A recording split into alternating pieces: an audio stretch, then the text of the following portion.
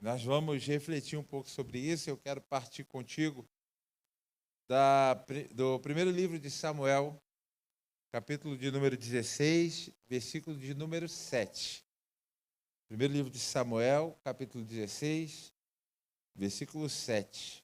O texto diz assim: O Senhor, contudo, disse a Samuel: Não considere a sua aparência, nem a sua altura, pois eu o rejeitei.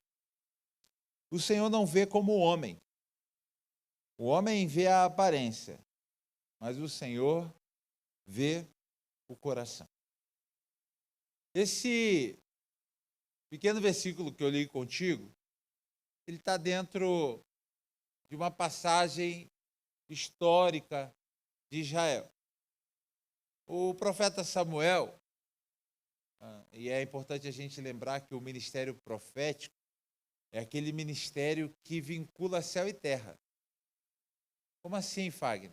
O ministério profético, ele é esse chamado a falar algo aos homens em nome de Deus, criando vínculo entre o céu e a terra, porque normalmente isso que é profetizado, que é falado por meio da boca do profeta, é a respeito de algo que ainda não aconteceu. E quando o profeta declara algo profético, ele lança bases do futuro e cria um vínculo do céu com a terra, um compromisso de fazer acontecer aquilo que está profetizado, com a responsabilidade de trazer à existência aquilo que não existia, ou de fazer cumprir no calendário aquilo que foi dito que aconteceria num vínculo do céu com a terra. É responsabilidade do ministério profético. E o profeta Samuel é essa voz nos seus dias, encurtando bem a história. Se você não conhece, eu incentivo você a buscar conhecê-la. Mas Samuel é filho de uma mulher que era incapaz de dar à luz. Ela busca no Senhor este filho. Quando Ana gera Samuel, ela o dedica ao Senhor e após nascido e aos primeiros cuidados que só a mãe poderia ter com ele, ela o entrega ao templo, ao sacerdote, para que este menino seja para a glória de Deus, para o serviço do Senhor. Samuel cresce aos pés do sacerdote. É chamado e separado por Deus para este ministério profético. Não somente este profético, mas também como uma figura de um juiz ainda no meio do povo. Acontece que a nação de Israel, observando os demais povos, as demais nações, tem o desejo de experimentar daquilo que eles experimentavam.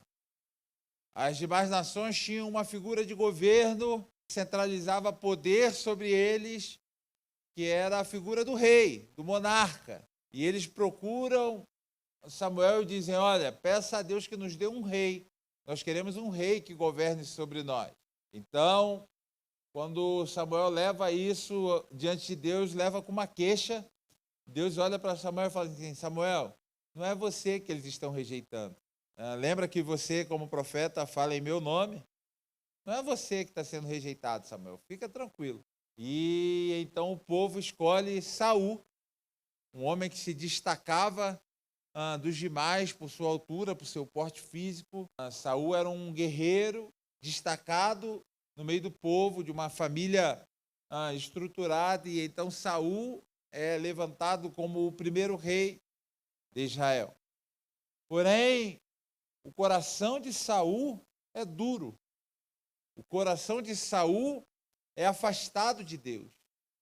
Momentos após momentos, fatos após fatos, Saul caminha na direção contrária do coração de Deus até o momento que Deus o rejeita definitivamente. Ele vira para Samuel, Deus olha para Samuel e fala: Samuel, é chegado o tempo de você ungir um novo rei sobre Israel.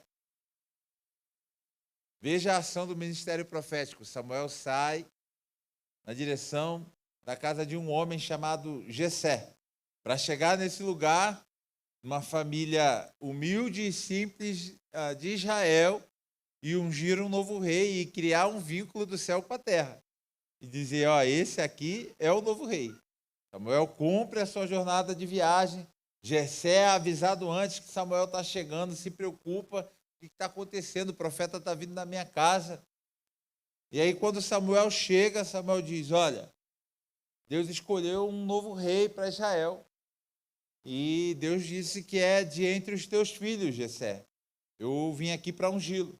E então Jessé promove showroom de filhos. Começa ali o desfile dos prováveis futuros reis de Israel.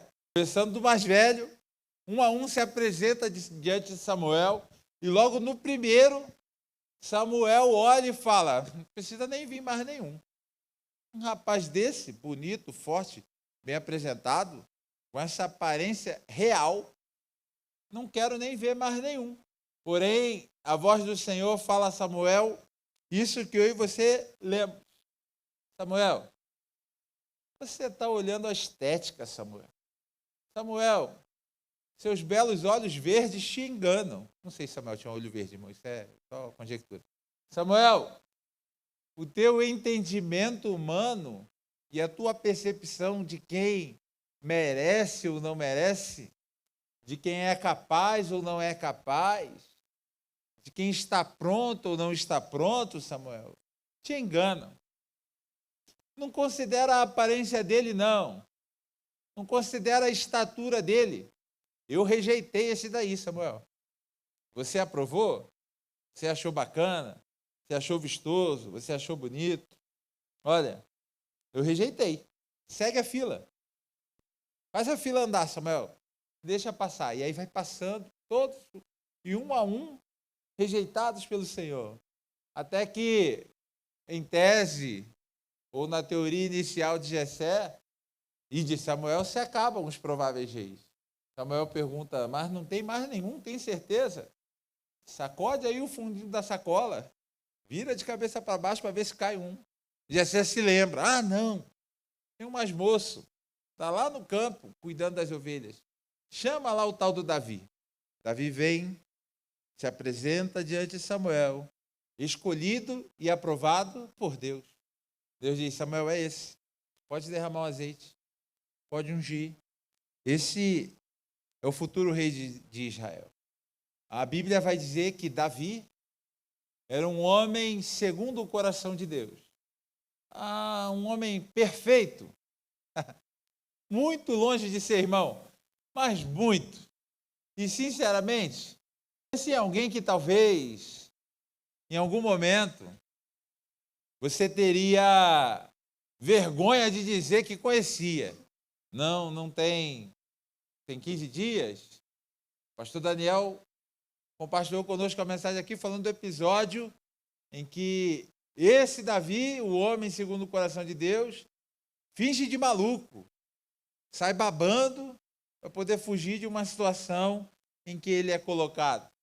É esse camarada que arma contra um de seus oficiais para que ele morra na frente de batalha, depois do próprio Davi já ter pecado contra ele, tendo um relacionamento com a esposa dele.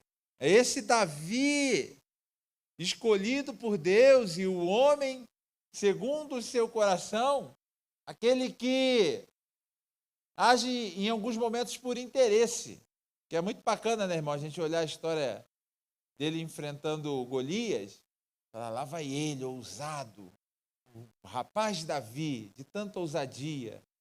Interesseiro, irmão. Porque antes ele pergunta assim, o que vão dar para quem matar o gigante? Já reparou isso? Qual o prêmio? Tem prêmio? Tem prêmio. Então eu vou. É esse Davi. Um homem segundo o coração de Deus. E esse coração se expõe. E aí aqui a gente encontra aquilo que pode nos edificar. Porque apesar das falhas, apesar do pecado, apesar das coisas reprováveis que estão em Davi, mas não somente nele, né, Fagner? Em mim também. Apesar do pecado, Este é um homem capaz de rasgar o seu coração e ser sincero diante de Deus. Eu pequei contra o Senhor. Deus, eu estou aqui, olha, eu não tenho forças. É esse homem capaz de rasgar o seu coração e, nesse movimento de rasgar o coração, nos ensinar. É esse coração de Davi que, exposto, nos deixa alguns registros que são hinos de louvor ao Senhor, mas são expressão do fundo da alma, do profundo da alma. São verdade do interior. E muitos desses registros estão colocados no livro dos Salmos. Boa parte dos salmos registrados nas Escrituras são de Davi. E, na verdade, esses salmos são expressões fiéis de lições que Davi aprende em Deus. São coisas do cotidiano. O Senhor é o meu pastor, nada me faltará. Davi estava apacentando as ovelhas quando foi chamado para ser ungido rei de Israel. E, pelo seu cotidiano, ele aprende aquilo que eu tenho de preocupação, de cuidado, de zelo com as minhas ovelhas, é o que Deus tem para comigo. Os salmos são expressões fiéis de lições aprendidas na vida diária. O Salmo 133, que precioso, que coisa boa é os irmãos estarem unidos. Você tem amigo? Eu sou uma pessoa que gosta muito de ter amigo, de ter gente perto, de ter amizade, de ter vínculo. Isso é bom. Se você gosta de ter amigo e tem amigos de verdade, você sabe do que eu estou falando e como é verdadeira a expressão do Salmo 133, que diz que esse ambiente de unidade, de amizade, de vínculo, ele é especial para que o Senhor ordene bênção e vida para sempre. Você já foi abençoado pela vida de um amigo? Eu tenho amigos que me abençoaram e me abençoam de forma assim incrível. Então, esses salmos, essas lições aprendidas em Deus, são absorvidas como a voz de Deus falando, ensinando, expressando, liberando vida. E aí eu quero olhar contigo uma lição que Davi apresenta num salmo, e que aqui eu não tenho como afirmar para você que é gerada dessa experiência que nós lemos lá do primeiro livro de Samuel. Mas eu posso contigo imaginar que também essa experiência vivida ali se manifesta quando Davi expressa o Salmo de número 139. Porque ele começa o Salmo 139, o primeiro verso, dizendo: Senhor, tu me sondas e me conheces. Davi caminhou muito perto de Samuel. E certamente, até por estar registrado no livro que Samuel deixou como registro, ele ouviu de Samuel este episódio, dizendo: meu rei, hoje você está aí no trono, mas quando eu cheguei lá, quase que eu ungi o teu irmão. Quase que foi outro. E Deus me disse: não é esse aí não. Tem um que eu já olhei por dentro, e é ele que eu escolhi. Quando Davi escreve esse Salmo de número 139, ele abre a boca para declarar o que está no íntimo, o que está dentro de mim, o que habita o profundo da minha alma, o que habita o canto mais escondidinho do meu coração. O Senhor conhece. Aquilo que por vezes eu possa esconder de alguém, do meu pai, da minha mãe, do meu marido, da minha esposa, posso esconder dos meus filhos. Aquilo que eu possa ocultar de muitos, Deus sabe. E aí Davi começa esse Salmo 139 com o reconhecimento da onisciência de Deus e do seu poder para sondar o coração do homem, para perscrutar o íntimo da alma e conhecer quem de fato nós somos. Deus conhece quem de fato nós somos. E como temos aprendido aqui, nós podemos por muito tempo enganar muitos. Podemos, por algum tempo, enganar alguns. Mas a gente nunca vai conseguir enganar a Deus e enganar a todos o tempo todo. Deus nos conhece, Ele sabe quem somos, Ele sabe a nossa estrutura, Ele sabe os detalhes a nosso respeito, Ele vê. E nós, enquanto humanos, precisamos de alguns parâmetros que trazem sentido para o modo como nós conhecemos e entendemos a vida. E é aqui que eu chego contigo, no onde e no quando. Imagina você viver sem conhecer, por exemplo, noções de tempo e noções de espaço, de direção, de localização. Imagina que hoje você decidiu que viria ao culto. Quando você convida alguém para estar aqui conosco, uma das primeiras coisas que você diz é a hora. Aliás, eu estava ali também antes, lembrando de um episódio engraçado que nós vivemos, agora retrasado, né? 2024.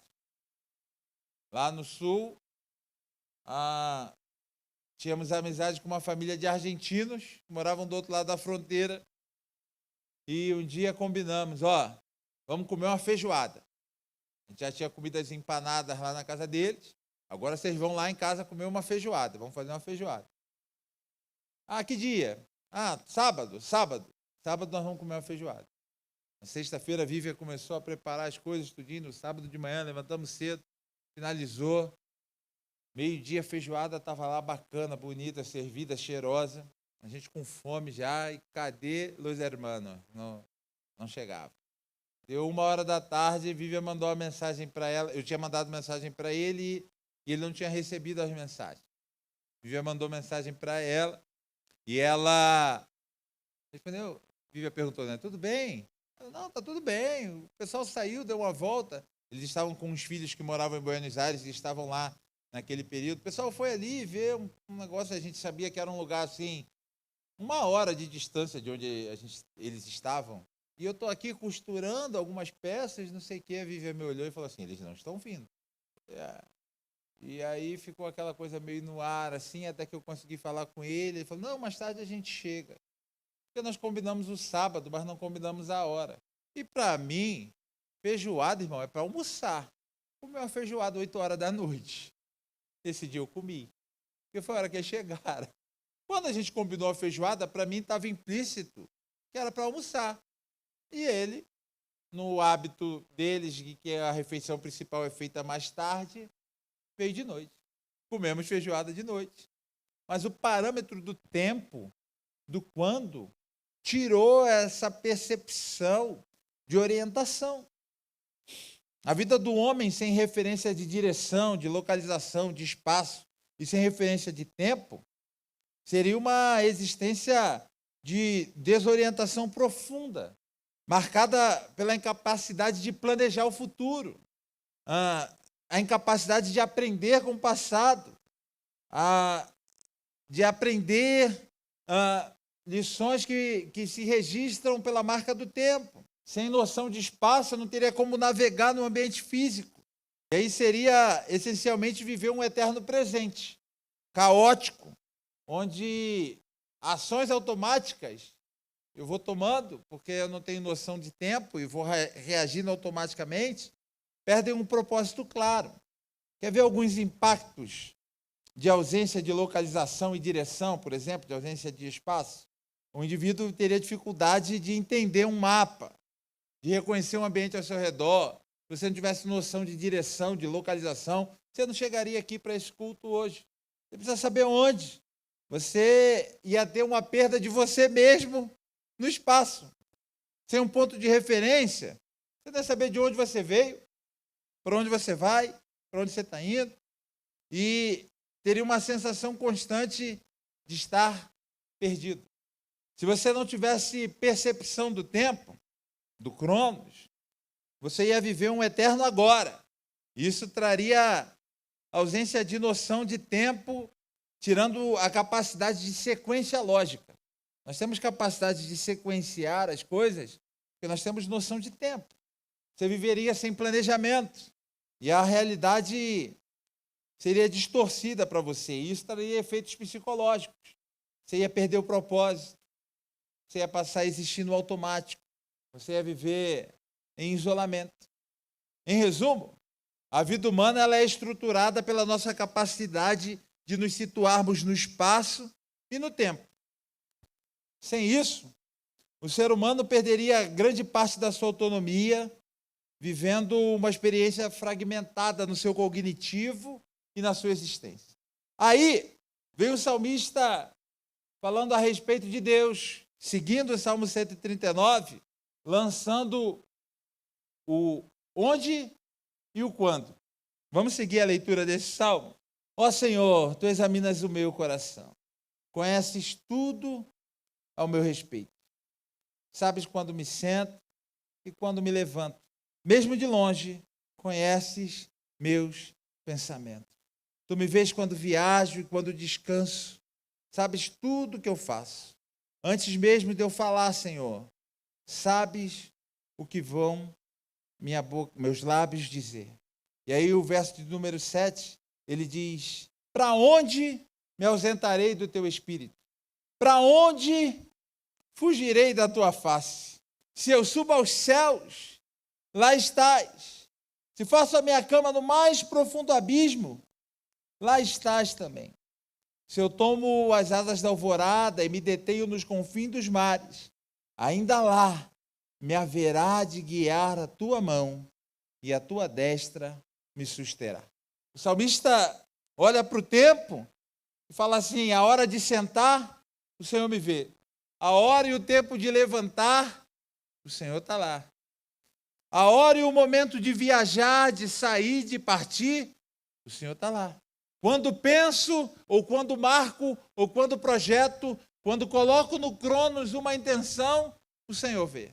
Ele olha para a noção geográfica e diz: para onde eu posso fugir? Para onde eu vou escapar da tua onisciência, do teu poder? O Senhor me sonda e o Senhor me conhece. Eu posso me ocultar de muitos, mas eu não posso me ocultar do Senhor. Essa expressão do salmista, ao contrário da expressão ateísta de desespero, de imaginar um Deus que me conhece por dentro, que sabe tudo a meu respeito e que conhece até os meus pensamentos, há desespero no coração ateu de pensar um Deus que sabe tudo e do qual eu não posso esconder nada, porque me tira a percepção de que eu posso controlá-lo. Ao contrário dessa sensação, a do salmista é uma sensação de esperança e confiança. Quando ele diz: eu não posso ir a lugar nenhum sem que o Senhor conheça. E quando ele diz: eu não posso marcar nada sem que o Senhor esteja atento a isso. Ele está declarando isso com a esperança de um Deus que o conhece e que o guarda e que o livra e que o conduz. Não é uma expressão de medo, de temor. A declaração do salmista, o Senhor me conhece, é desse coração puro que fala assim: o Senhor sabe que eu sou pecador, o Senhor sabe que eu falho, o Senhor sabe que por vezes os meus pensamentos são impuros, o Senhor sabe que por vezes as minhas intenções são malignas, o Senhor sabe que em alguns momentos a minha postura tão dócil para com os demais, tão agradável para com os outros, é dentro de mim ira.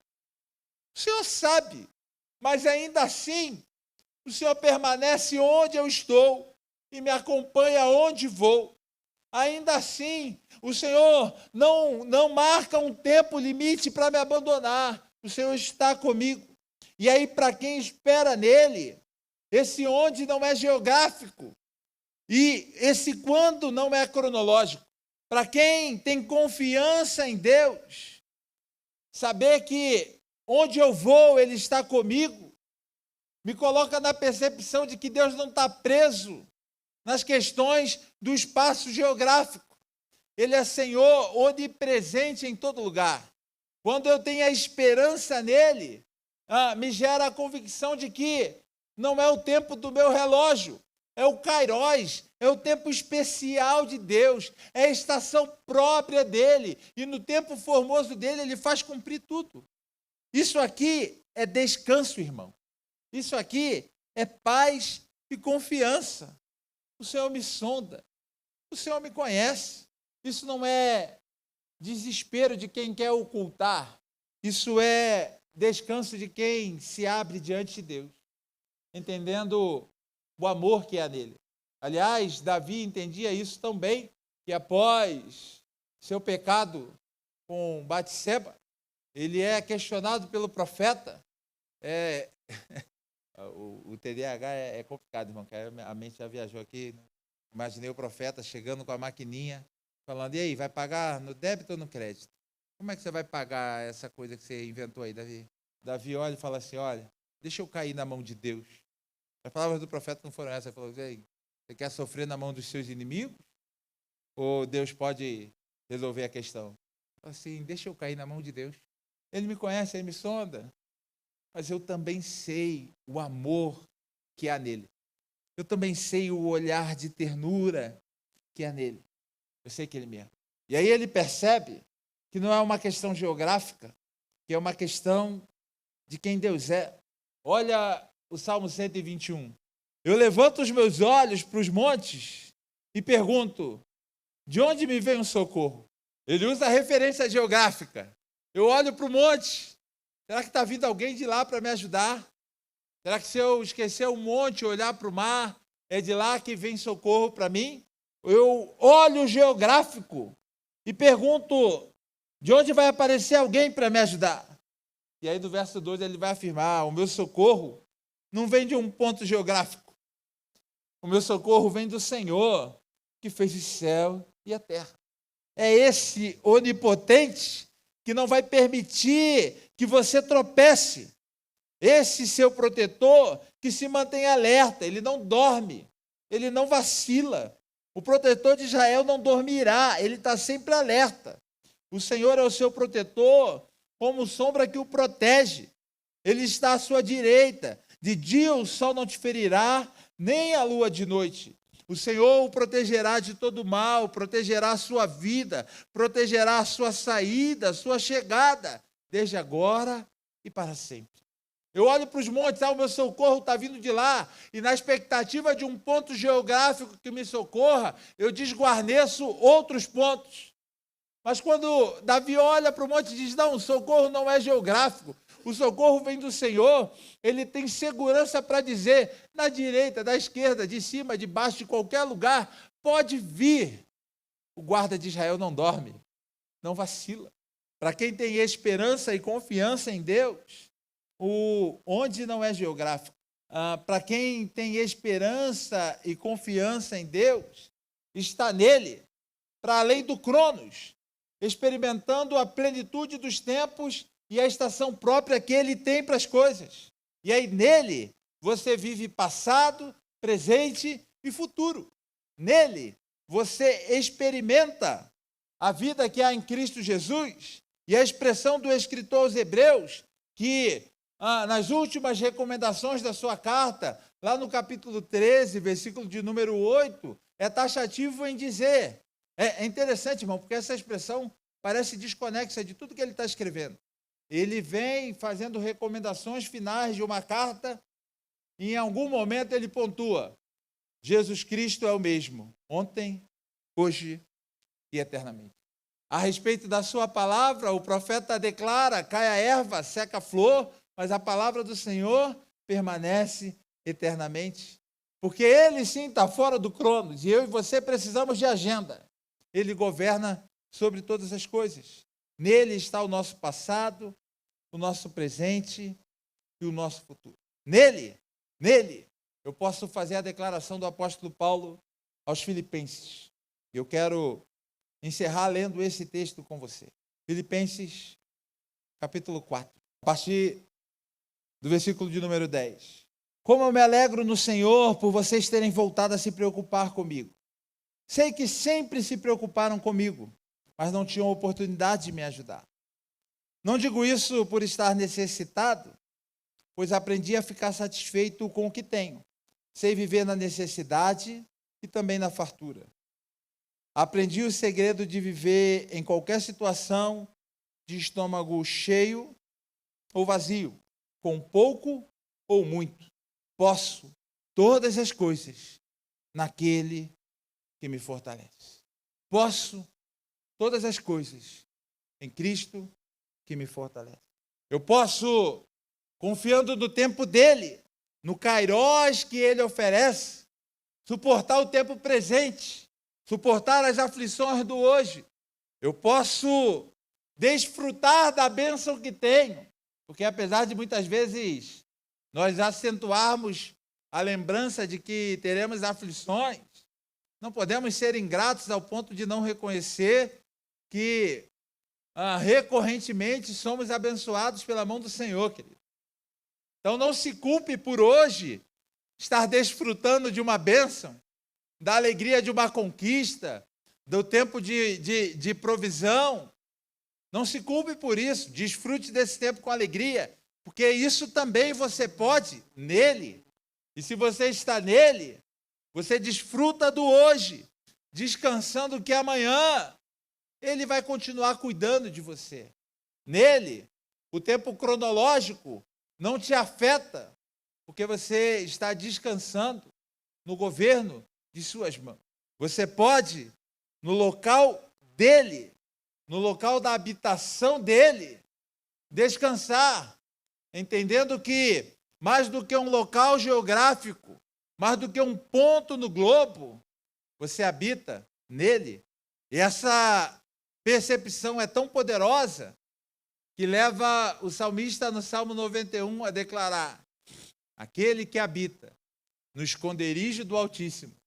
Você sabe onde fica esse lugar no Waze, no Google Maps? Você sabe me apontar no Mapa Mundi, no Atlas Geográfico? Não é geográfico. Aquele que habita no esconderijo do Altíssimo descansa à sombra do Onipotente. E vai poder declarar: ele é o meu Deus, o meu socorro, o meu refúgio. É nele que eu confio. Esse é o nosso desafio, estarmos nele, podendo declarar como Paulo: nele eu posso todas as coisas. Eu vivo hoje, espero o amanhã, descanso no perdão que recebi do passado, porque eu estou nele. Não para esse tempo, mas para o tempo dele. Não para um ponto geográfico, mas por estar nele e habitando nele. O mesmo ontem, hoje e eternamente. Que o Senhor nos conduza a sermos assim, com o coração aberto diante dele, expressando a verdade diante dele, porque ele nos conhece, nos sonda, sabe quem nós somos e ainda assim tem decidido nos amar. Ele nos amou sobre todas as coisas.